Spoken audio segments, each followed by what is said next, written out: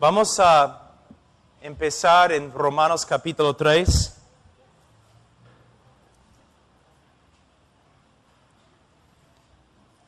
Como dije, voy a hacer un pequeño resumen de lo que predicamos la última vez que estuvimos acá. Hoy día vamos a hablar del Evangelio de Cristo.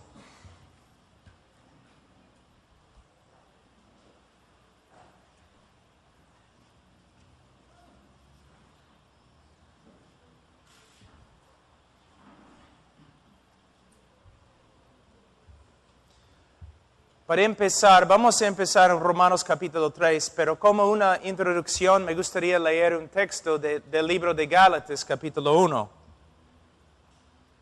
Mas si aún nosotros, o un ángel del cielo, os anunciare otro evangelio diferente del que os hemos anunciado, sea anatema. Como antes hemos dicho, también ahora lo repito, si alguno os predica diferente evangelio del que habéis recibido, sea anatema. Es una advertencia muy fuerte y muy importante, debemos escucharla.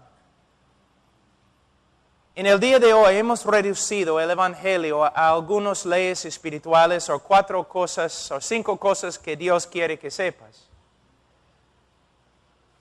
Nosotros hemos hecho casi igualito como la Iglesia Católica, que ha reducido el Evangelio a algunos ritos.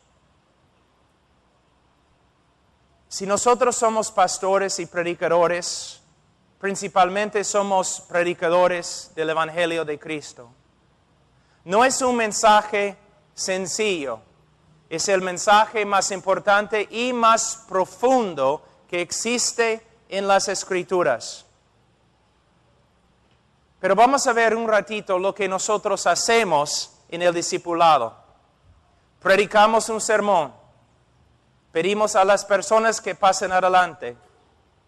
Si pasan adelante, los aconsejamos. Muchas veces inmediatamente ahí en la iglesia.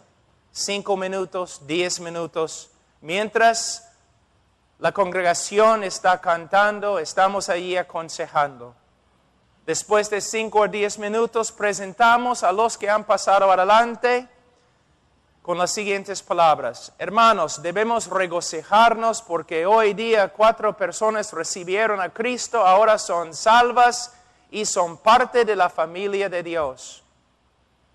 Después de 5 o 10 minutos de consejería, como autoridades religiosas, nosotros proclamamos que estas personas son salvas. Muchas veces, después de su supuesta conversión, nunca volvemos a hablar del Evangelio. Nunca volvemos a hablar de cómo una persona puede saber bíblicamente que es salva. Empezamos discipulado. Y muchas veces es casi imposible discipular a la persona porque no quiere. Tenemos que buscarle. Tenemos que estar detrás de la persona. Muchas veces pensamos, ¿por qué se porta así? ¿Por qué no crece? ¿Por qué sale de la iglesia y nunca vuelve? Quizás es por causa del evangelio que predicamos y nuestra manera de invitar a los hombres para que conozcan a Cristo. Podemos ver aquí en el libro de Gálatas algo muy importante, que el predicar el evangelio es un trabajo no solamente importante, sino un trabajo peligroso. Si no predicamos bien el evangelio, anatema, dice la palabra de Dios. ¿Qué es el evangelio? ¿Qué es? ¿Simplemente que Dios te ama y tiene un plan maravilloso para tu vida? No, no es el evangelio. ¿Simplemente que Cristo murió y ahora debes repetir una oración? No, no es el evangelio. El evangelio es un mensaje que de verdad podemos compartir de una forma con una persona en 5 minutos. Pero también es un mensaje tan inmenso que vamos a pasar toda la eternidad y todavía no vamos a poder comprender el Evangelio. En Romanos capítulo 3 tenemos lo que muchos teólogos han dicho, la mayoría de los teólogos han dicho que es el texto más importante en toda la Escritura. Fíjate, algunos de los más eruditos a través de la historia de la iglesia han dicho que Romanos capítulo 3, 23 a 28 es el texto más importante en toda la Biblia. ¿Cuánto tiempo hemos dedicado a saber lo que dice y enseña este texto? Carlos Spurgeon dijo acerca de este texto, es el Acrópolis. Es una palabra que significa una ciudad fortificada. Es la ciudad fortificada del Evangelio y de la fe cristiana. Entonces vamos a estudiar este texto un poquito hoy día. Primeramente dice en versículo 23, por cuanto todos pecaron y están destituidos de la gloria de Dios. Por cuanto todos pecaron. Muchas veces en nuestro evangelismo tratamos el pecado ligeramente. Sabes que eres pecador, ¿no? Pues todos nosotros somos pecadores. No es la manera del apóstol Pablo de tratar el pecado. El pecado es un asunto grave. El único problema que el hombre tiene es el pecado. Y la mayoría de los hombres, aunque dicen que son pecadores, no tienen ninguna idea lo que significa. Y no tienen ninguna idea porque nosotros no estamos predicando mucho acerca del pecado y cuán horrible que es. Dice aquí en versículo 3, por cuanto todos pecaron. ¿No es cierto que la gente en la calle se ríe cuando alguien menciona el pecado? Los hombres de negocio a veces usan el pecado para vender sus productos. Vivimos en una cultura que ama el pecado, que no cree que el pecado sea malo. Es el trabajo del predicador explicar de las Escrituras cuán horrible es el pecado y cuán horrible es el pecador ante Dios. El problema del hombre no es la falta de autoestima. El problema del hombre no es que el mundo le ha tratado mal. El problema del hombre es que tiene un problema con Dios por causa de su pecado. Una vez escuché un predicador hablando de la mujer allí en Juan capítulo 4, la mujer samaritana. Y Cristo está hablando con ella. El predicador decía que todos los hombres habían maltratado a esta mujer, que ella había sufrido, que toda la comunidad estaba en contra de ella. Pero Cristo vino a salvarla. Luego Él dijo, si también todo el mundo está en contra de ti, si tienes problemas con todo el mundo, si nadie te aprecia, entonces ven a Jesús. ¿Es el Evangelio? No, es una desgracia. El problema de la mujer samaritana no era el pueblo o la comunidad que la rechazaba. Ella tenía un problema mucho más grande. Ella tenía un problema con Dios. ¿Qué importa si su comunidad estaba en contra de ella? Dios estaba en contra de ella. Dios tenía un problema con ella, su pecado. Y si no se arrepiente, ella va a experimentar la ira de Dios. El hombre no es víctima, es culpable. Y nosotros tenemos que predicar acerca del amor de Dios, por supuesto, pero también tenemos que predicar con respecto a la santidad de Dios, la justicia de Dios. Dios es un Dios santo y justo y no puede aguantar el pecado. Él va a venir con furia, con justicia, con ira y va a castigar al pecador.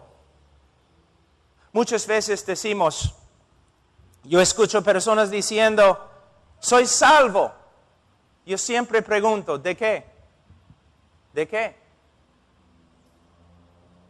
Algunos dicen, bueno, de mi pecado. Otros dicen, de mi pobreza. De mi falta de autoestima. ¿Sabe qué? Si eres salvo, has sido salvado de Dios. El pecado no estaba en contra de ti. El pecado no iba a juzgarte. El pecado no iba a lanzarte al infierno. Tú tenías un problema muy grande por causa de tu pecado, un problema con Dios. Dios estaba en contra de ti. Dios estaba viniendo para juzgarte, pero a la vez este Dios justo es también un Dios de amor. Y Él ha enviado a su Hijo, quien murió en tu lugar y puedes ser salvo por medio de Él. Pero si tú rechaces al Hijo, solamente te queda, ¿qué?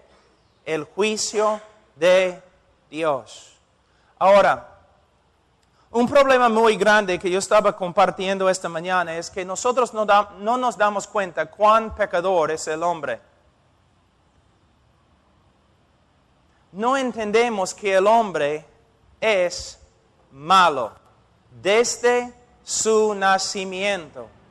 Él nace con un corazón corrupto, inclinado al pecado y enemigo de Dios. La Biblia habla del hombre así. El hombre es aborrecedor de Dios. A veces yo escucho personas diciendo, no, yo amé a Dios desde mi niñez. No. Amaste a un Dios que tú creaste. Pero el Dios de la Escritura no amaste. Hay muchas personas hasta en las iglesias evangélicas que cada domingo están adorando a Dios, pero no tienen ni la más remota idea quién es. Porque en el día de hoy no hablamos mucho de los atributos de Dios, especialmente los atributos como santidad, justicia de Dios, soberanía de Dios. ¿Cómo no vas a amar a un Dios que te ama y tiene un plan maravilloso para tu vida? Pero un Dios santo, un Dios justo, es otra cosa. Entonces, cuando predicamos el Evangelio, nosotros necesitamos empezar donde el apóstol Pablo empezó en el libro de Romanos, por cuanto todos pecaron. Nosotros no tenemos una teología sistemática en el Nuevo Testamento, pero el libro de Romanos es como una teología sistemática del apóstol Pablo. Fíjate, él usó los primeros 3 capítulos con un solo propósito: condenar todo el mundo. Bajo la dirección del Espíritu Santo, usando todo su intelecto, Él está presentando un argumento. El hombre es pecador y yo les voy a explicar lo que significa. En el día de hoy tenemos que hacer lo mismo. Con amor, con misericordia, con compasión, pero a la vez tenemos que decir, hombre, esto es lo que la Biblia dice acerca de ti. Eres pecador. Y ahora voy a usar la misma escritura para enseñarte lo que significa. El hombre es pecador. Versículo 3. Por cuanto todos pecaron. ¿Cuán pecador es el hombre? Hoy día vamos a hablar de la depravidad total del hombre. Probablemente algunos de ustedes han escuchado esta frase, la depravidad total del hombre. Yo prefiero otra frase, la depravidad radical del hombre. Significa que el hombre de verdad es depravado. Voy a enseñarle dos cosas hoy día, lo que la depravidad total significa y lo que no significa. Es muy importante que nosotros entendamos cómo es el hombre, porque va a afectar nuestra manera de predicar el Evangelio. La depravidad total no significa que la imagen de Dios en el hombre haya sido totalmente perdida en la caída. En Génesis 9:6 y 1 Corintios 11:7 y Santiago 3:9, las Escrituras todavía se refieren al hombre como habiendo sido creado a la imagen de Dios. Por lo tanto, hay un sentido verdadero en que la imagen de Dios aún se encuentra en cada hombre. La depravidad total no significa que el hombre no tenga ningún conocimiento de la persona y voluntad de Dios. Las Escrituras nos enseñan que los hombres tienen suficiente conocimiento de Dios para aborrecerlo y suficiente conocimiento de su verdad para rechazarla y intentar detenerla. Vamos un ratito al libro de Romanos, capítulo 1. Versículo 18. Porque la ira de Dios se revela desde el cielo contra toda impiedad e injusticia de los hombres que detienen con injusticia la verdad. Versículo 21. Pues habiendo conocido a Dios, no le glorificaron como a Dios, ni le dieron gracias. Es imposible entrar en un debate con un ateo. Es imposible. ¿Por qué? Porque no hay tal cosa como ateo. Los ateos no existen. La Biblia no reconoce el ateo, sino dice que todos los hombres conocen a Dios. Todos los hombres saben no solamente que hay un Dios, ellos saben quién es. Y también todos los hombres tienen una idea de cómo es la voluntad de este Dios. Versículo 18 de nuevo. Escuchen lo que dice. Porque la ira de Dios se revela desde el cielo contra toda impiedad e injusticia de los hombres que detienen con injusticia la verdad. Ellos tienen la verdad. ¿Qué verdad tienen? Versículo 21. Pues habiendo conocido a Dios. No dice que saben que hay un Dios. Dice que ellos conocen quién es el Dios verdadero. En un debate nunca es un problema con el intelecto, es un problema con la voluntad. ¿Cuánto sabe el hombre del Dios verdadero? Él sabe suficientemente para aborrecerlo. ¿Cuánto sabe el hombre de la voluntad de Dios? Él sabe suficiente para pelear en contra de ella. Cuando estoy hablando a veces en las universidades y un ateo se presenta, él dice, soy ateo. Yo digo, no eres. Tú sabes quién es Dios. Y Él ha escrito su ley en tu corazón. Tu problema no es un problema del intelecto, es un problema de la voluntad. Tú sabes quién es Dios, pero tú le aborreces. ¿Y por qué? Dice el ateo. ¿Por qué aborrezco a Dios? Bueno, porque es bueno. Tú aborreces a Dios porque es bueno. Pero ¿cómo voy a aborrecer a Dios simplemente porque es bueno? Porque tú eres malo. Y los malos aborrecen a los buenos. Algunos de nosotros, antes de convertirnos, éramos aún según la sociedad malos. Algunos acá eran alcohólicos, otros drogadictos. Los malos no se juntan con los buenos. Los malos pelean contra los buenos. Eso es lo que tienen que entender. ¿Por qué el hombre aborrece a Dios? Porque Dios es bueno y el hombre es malo. Jesús dijo, no vienes a la luz. ¿Por qué? Porque tus obras son malas. En versículo 18 dice que los hombres detienen con injusticia la verdad. ¿Qué hacen los hombres? Ellos trabajan con toda su fuerza para detener, restringir lo que saben acerca de Dios. No quieren escuchar. Cuando su conciencia empieza a hablarles, ellos no quieren escuchar. Cuando alguien está predicando el Evangelio, no quieren escuchar. Porque no quieren someterse a Dios. La depravidad total no significa que el hombre no posea una conciencia o que sea totalmente insensible al bien y al mal. En Romanos 2:15 las Escrituras enseñan que todos los hombres posean una conciencia.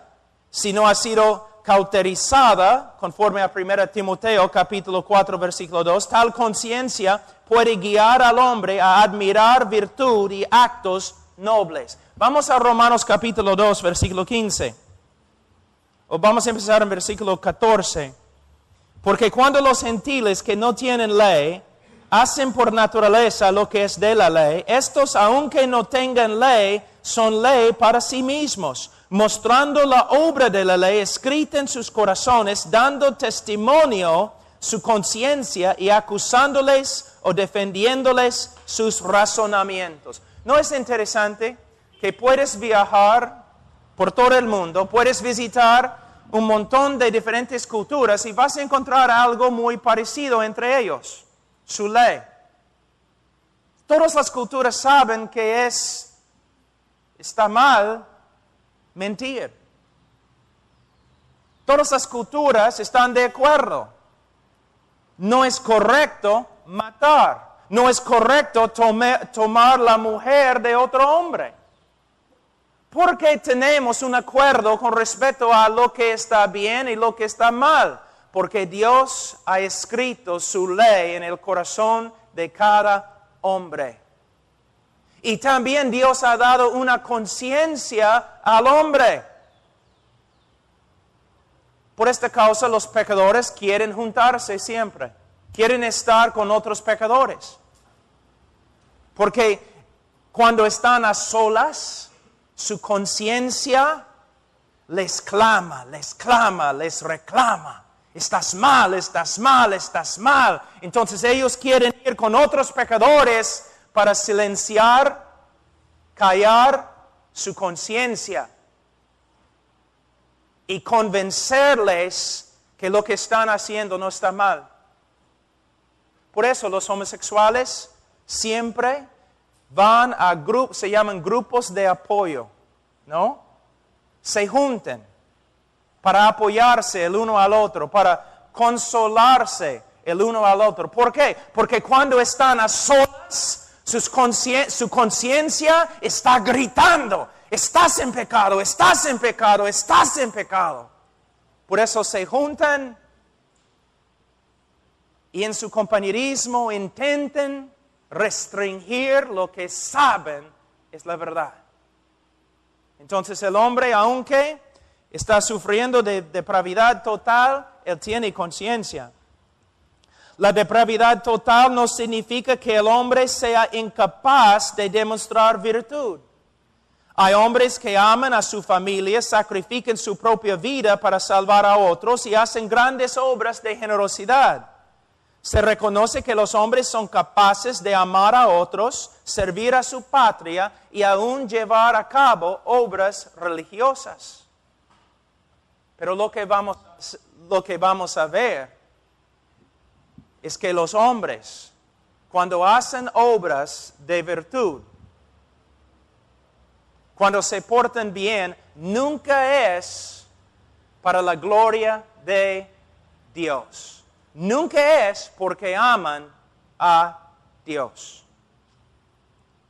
La depravidad total no significa que todos los hombres sean tan inmorales o depravados como podrían ser. Que todos los hombres sean igualmente inmorales o que todos los hombres se entreguen a cada forma de maldad que existe. No todos los hombres son delincuentes, fornicarios o asesinos, pero todos son capaces de tales cosas. Lo que los refrena es la gracia de Dios. ¿Una vez te has preguntado por qué Hitler era tan malo?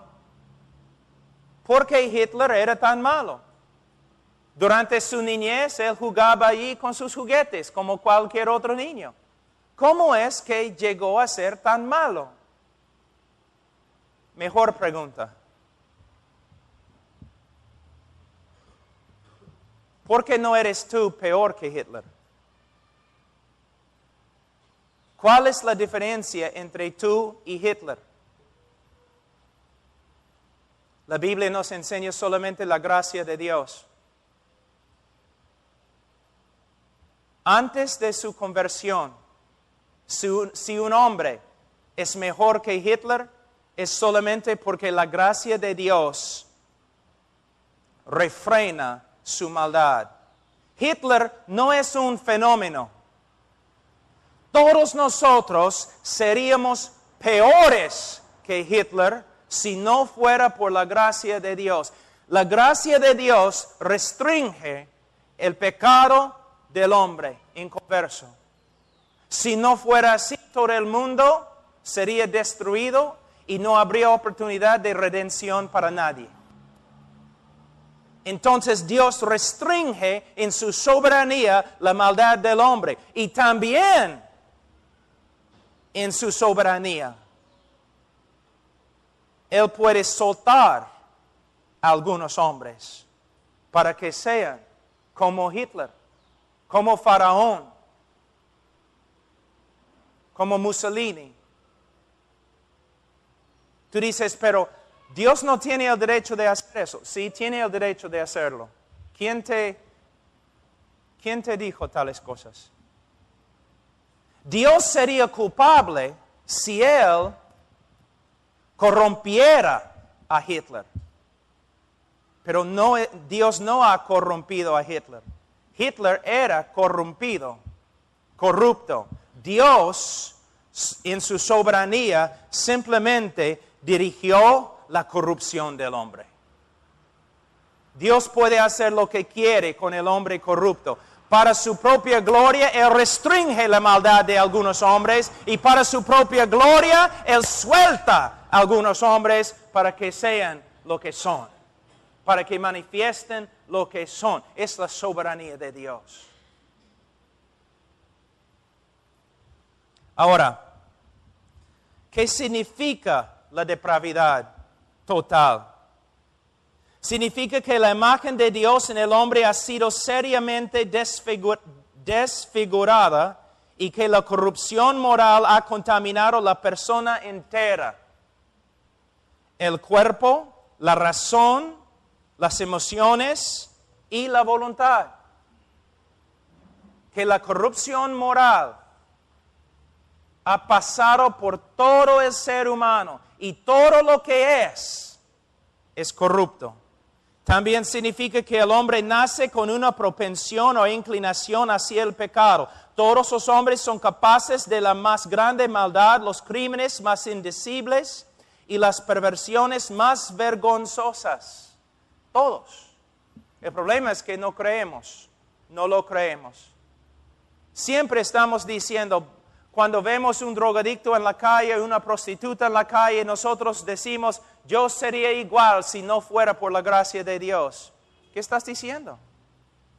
¿Una vez has pensado en lo que estás diciendo?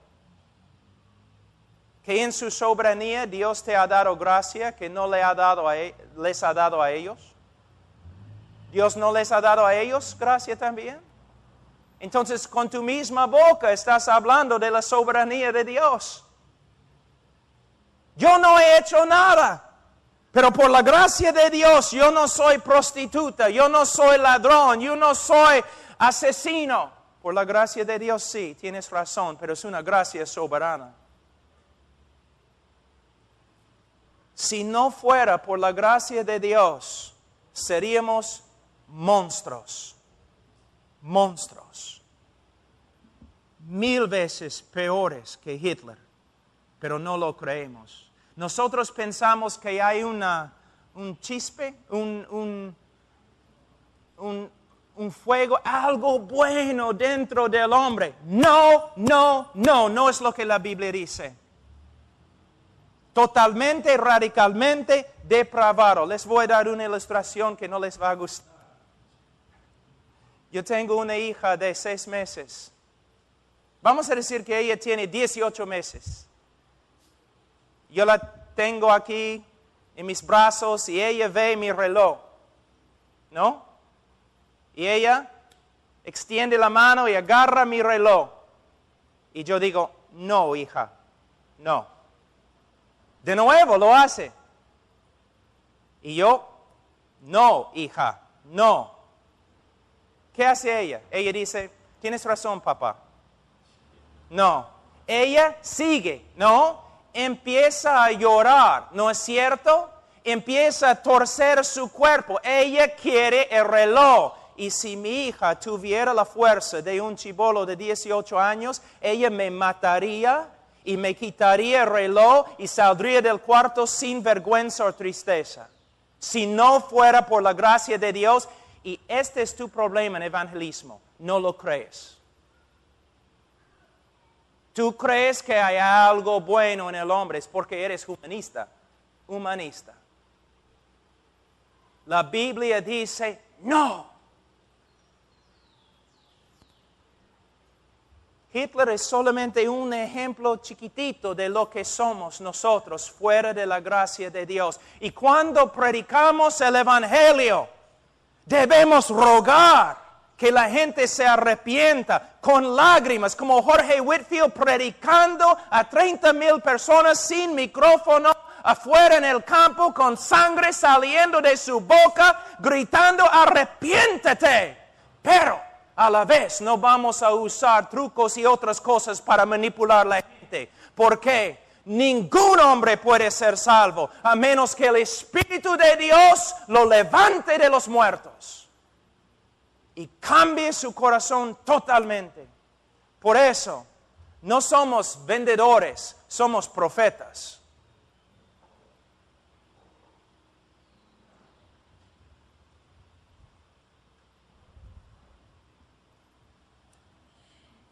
¿Tienes que enseñar a un niño cómo mentir? ¿Tienes que enseñar a un niño cómo ser egoísta? ¿Por qué? Porque lo que la Biblia dice es verdad. Mira.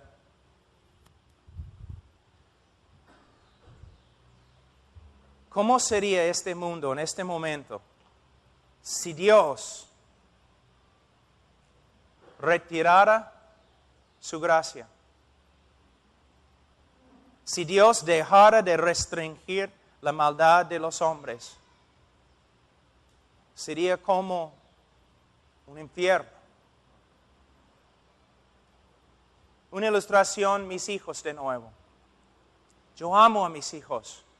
Pero una vez has pensado, mis hijos son criaturas depravadas que aborrecen a Dios. ¿Cómo puedes hablar así de tus hijos? Porque es verdad. Es lo que la Biblia dice. Hasta que se conviertan, tienen naturalezas pecaminosas, mentes en contra de Dios. ¿Ves? Algunos de ustedes me están mirando. ¿Cómo puedes hablar así de tus hijos? Porque es lo que la Biblia dice. Ahí es nuestro problema. Los bautistas. Soy bautista fundamentalista. Yo creo no crees la Biblia. Humanista nomás. Mira lo que la Biblia dice. Entonces, si mis hijos son así, ¿por qué los amo? La gracia de Dios en la vida de ellos. La gracia común en la vida de ellos. Pero si mis hijos mueren cuando crecen, si rechazan el Evangelio, y mueren en su pecado, en el día de juicio, ¿cómo voy a responder yo? Yo te digo lo que va a suceder. En el día de juicio, cuando Dios condena a mis hijos y Él retira su gracia de ellos, su gracia ha restringido su maldad, voy a estar parado allí y voy a ver 3 monstruos totalmente entregados a su propio corazón corrupto, y voy a levantar mi mano, y cuando Dios condena a mis hijos, voy a decir que el juez de toda la tierra ha hecho correcto.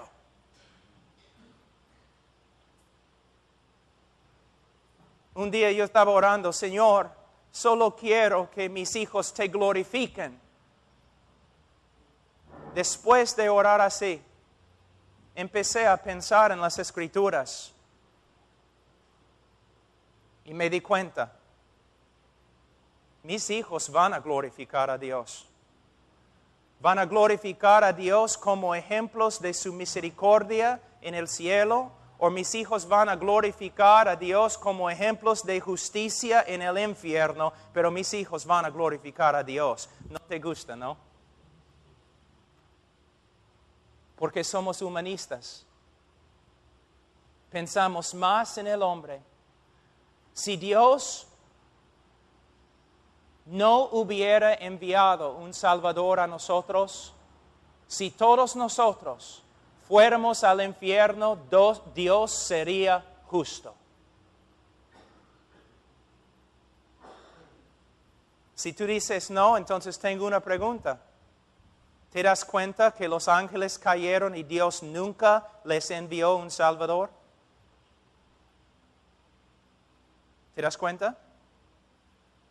Él no tenía que salvarte a ti tampoco. Él tampoco tenía que salvarte.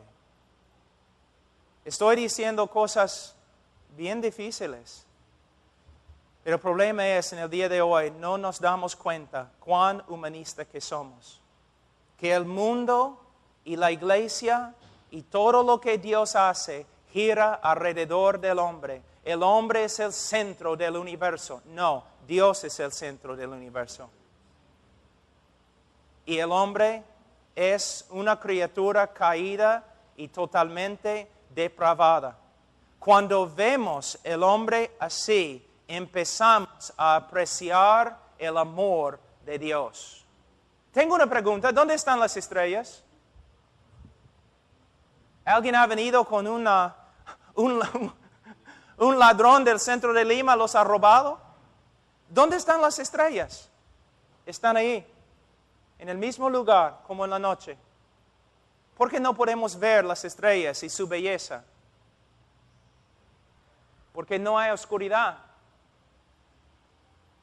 Pero cuando tenemos la oscuridad podemos ver cuán hermosas son las estrellas.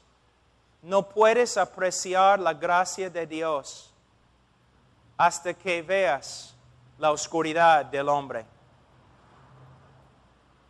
Cuando ves cuán horrible, abominable es el hombre, comienzas a apreciar cuán hermosa es la gracia de Dios. Ahora, algunas cosas más. La depravidad total significa que todo lo que los hombres hacen está contaminado por su propia corrupción moral. La corrupción moral y pecado del hombre se extienden a sus obras más encomiables. Aún nuestras mejores obras, nuestras obras de justicia son como, ¿qué dice Isaías? Trapos de inmundicia. Antes de convertirte, muchas personas piensan que antes de convertirse, muchas personas piensan, bueno, no, yo era más o menos, buena gente, yo no era ladrón ni nada, pero sí, no, pequé. Todo lo que has hecho antes de tu conversión era pecar. Era pecar. La Biblia dice, aún las mejores obras de los hombres son como trapos de inmundicia ante Dios. Que el hombre no tiene ninguna obra que puede presentarle a Dios para ganar su favor. Nada, nada.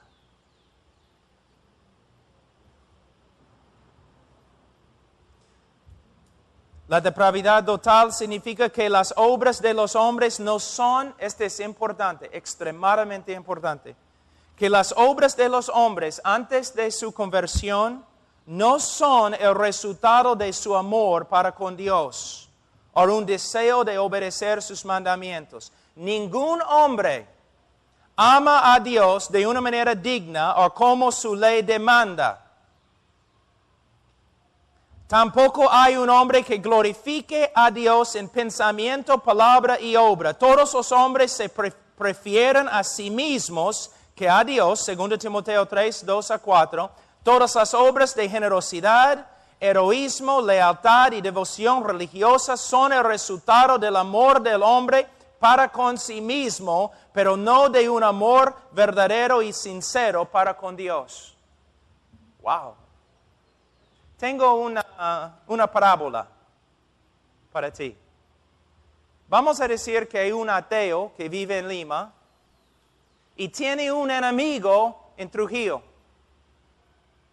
Y el ateo se da cuenta que su enemigo en Trujillo está muriendo y necesita un tipo de medicina para salvar su vida. Entonces el ateo vende su casa, su carro, toda su ropa, todo lo que tiene, y el ateo compra la medicina y camina hasta Trujillo para dar la medicina a su enemigo. ¿Ha hecho bien? Ha pecado. Ha pecado gravemente. Tú dices, ¿cómo? ¿No has leído? Si comes o bebes, todo lo que haces, ¿para qué debes hacerlo? Nosotros pensamos, ¿cuántas veces testificamos en la calle y un hombre dice, no, yo soy un buen hombre, soy un buen esposo, soy un buen padre, trabajo duro, no robo? Él solamente está pensando en su relación con otros hombres. Allí se encuentra su error. Pecado es pecado principalmente en el contexto de nuestra relación con Dios. No importa lo que hagas, la obra más grande de generosidad, no importa si no lo haces para la gloria de Dios, es pecado. Si no lo haces en amor para con Dios, es pecado. De ahí podemos ver algo importante. Cuán humanistas que somos. Se creemos buenos porque tratamos bien a otros hombres, sin pensar en nuestra relación con Dios. Los hombres, la humanidad, no es el centro del universo. Es Dios. No importa lo que haces a los demás. La pregunta es, ¿cómo vives en el contexto de Dios?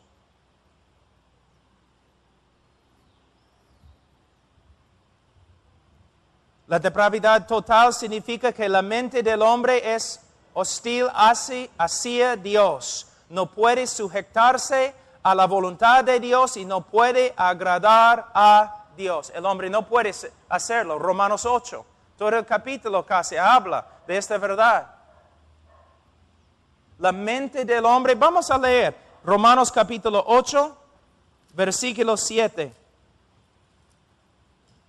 Capítulo 8, versículo 7.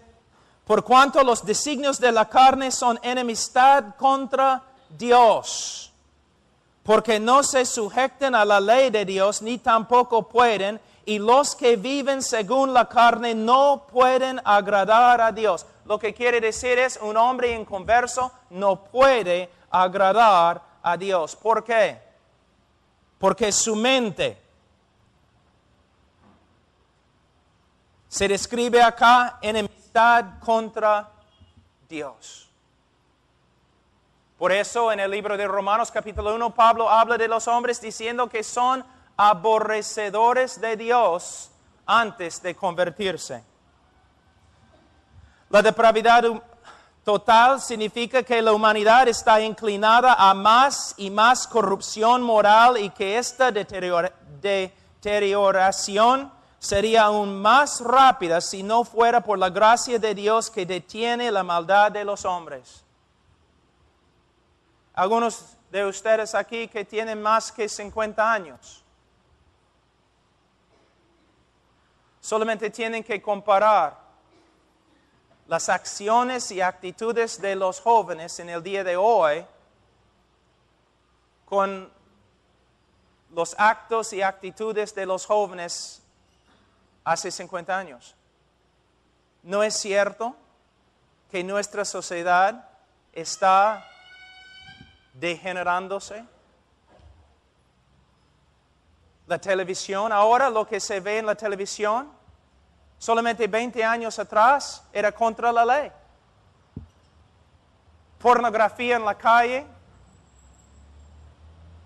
Siempre en el mundo podemos ver este ciclo. Así. Una sociedad más inmoral, más inmoral, más inmoral, más inmoral, la destrucción. Donde el Evangelio ha entrado, podemos ver una sociedad más inmoral, más inmoral, más inmoral. El Evangelio entra, una obra genuina de Dios, la sociedad comienza a cambiar. Así. Pero después de un tiempo, como en los Estados Unidos, Inglaterra y otros países donde el Evangelio una vez se predicó grandemente, comienzan a rechazar el Evangelio y el país comienza de nuevo a destruirse. El tiempo de los Estados Unidos está muy limitado. Cada año el juicio se acerca más y más. Dios nos ha entregado a nuestra propia corrupción y nos vamos a destruir. Como todos los países antes, vamos a hacer lo mismo, a menos que haya un avivamiento. Así es. Así es el hombre. Por fin, la depravidad total significa que el hombre no puede librarse de su condición pecadora y depravada. Él está muerto espiritualmente, Efesios 2, 1 a 3, corrupto moralmente, Salmos 51, 5, y no puede cambiarse a sí mismo, Jeremías 13, 23.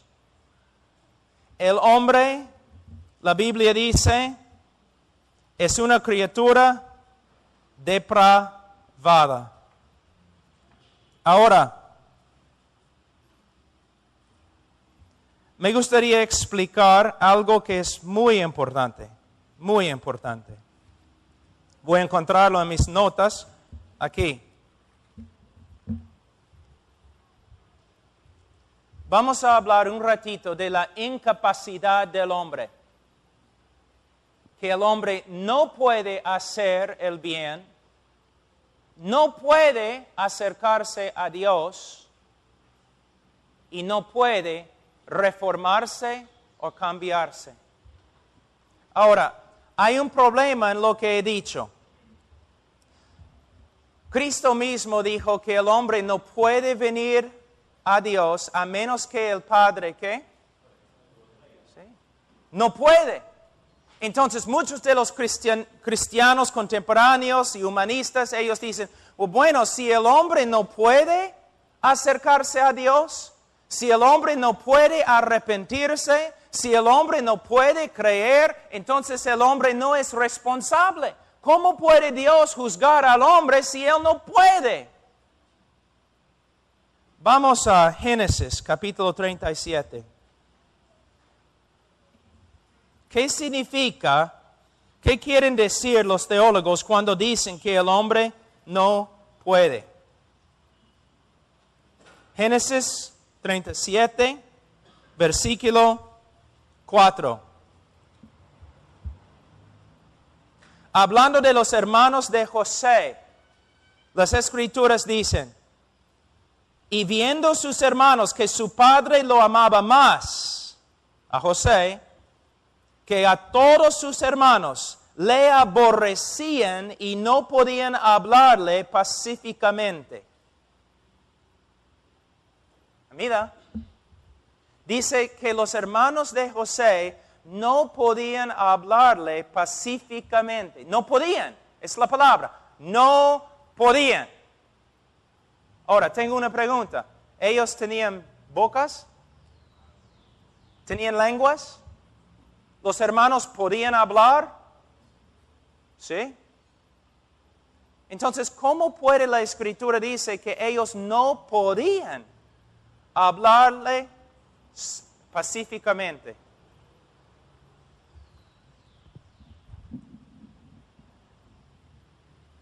La palabra aborrecer.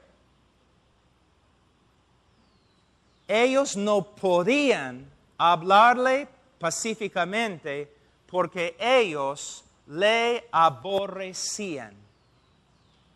Su voluntad de ellos era esclavo a su aborrecimiento, a su pecado.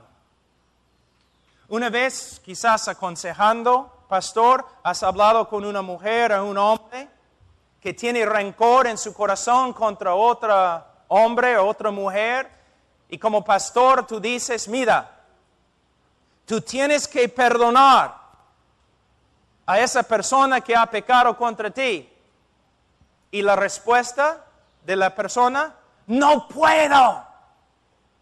¿Pero por qué? Tengo tanto rencor en mi corazón contra ellos, no puedo perdonarlos.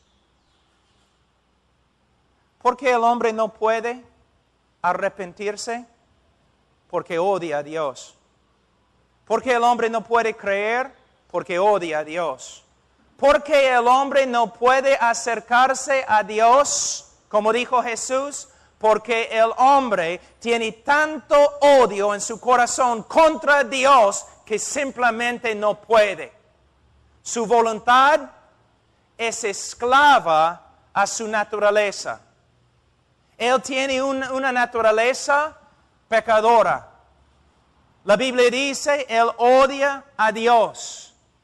Y su odio contra Dios es tan grande que él no puede acercarse a Dios. Y a la vez es culpable. Tiene toda la facultad de acercarse, pero no puede por causa de su enemistad contra Dios. Tengo una pregunta. Si es así, ¿cómo va a acercarse a Dios? ¿El hombre puede cambiar su propia naturaleza? ¿El hombre puede cambiar su propio corazón? No, Dios tiene que hacerlo.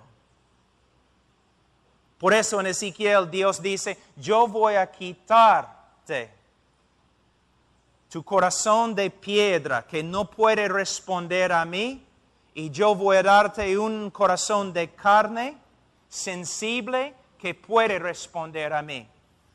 En nuestro evangelismo en el día de hoy hemos reducido la doctrina de la obra regeneradora del Espíritu Santo a nada más que una decisión humana.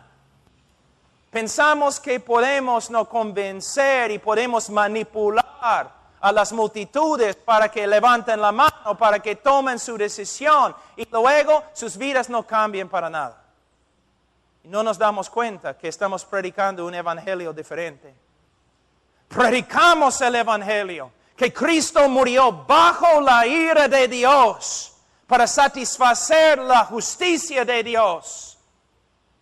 Que Cristo resucitó de entre los muertos. Tenemos que predicar rogando con lágrimas que los hombres se arrepienten y que los hombres crean en el evangelio.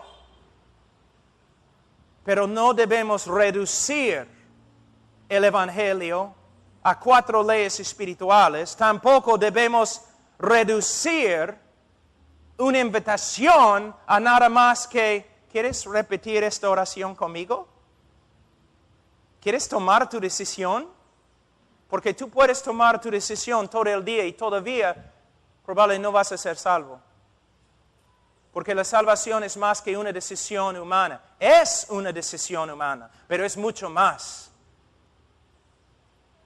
Es una decisión producida por la obra del Espíritu Santo. Sobrenatural. Por eso, como evangelistas no somos vendedores, somos profetas. Somos como Ezequiel. Nos paramos ante la multitud y la vemos como un campo de huesos muertos y secos. Con fe nos paramos y predicamos el Evangelio de Cristo sabiendo que Dios tiene que obrar sobrenaturalmente. Y si Él obra, ellos se van a levantar y van a caminar con una nueva vida. Y la evidencia de que una persona realmente ha sido convertida no es que una vez en su vida repitió una oración. La evidencia de la conversión verdadera es que camina de una manera diferente, que crece en conformidad a Cristo. Como digo, y termino acá, ¿cuántas veces personas supuestamente se convierten en nuestro ministerio y siguen andando como el diablo?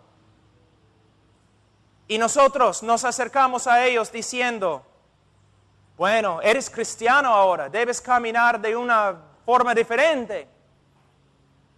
No es bíblico. Debemos decir, mira, tú has confesado a Cristo como tu Señor y Salvador, pero estás viviendo como un mundano. Es muy posible que tu confesión era falsa desde el comienzo. Arrepiéntete. Vuelve a Cristo, porque si no, es evidencia que nunca has pertenecido a Él. Oremos. Padre Santo, te damos gracias por tu palabra y, Señor, ayúdanos a predicar el Evangelio como debemos. Ayúdanos, Señor, a invitar a los hombres para que se arrepientan y crean. Ayúdanos, Señor, a advertir a los hombres que si su vida no cambia, no hay evidencia de salvación.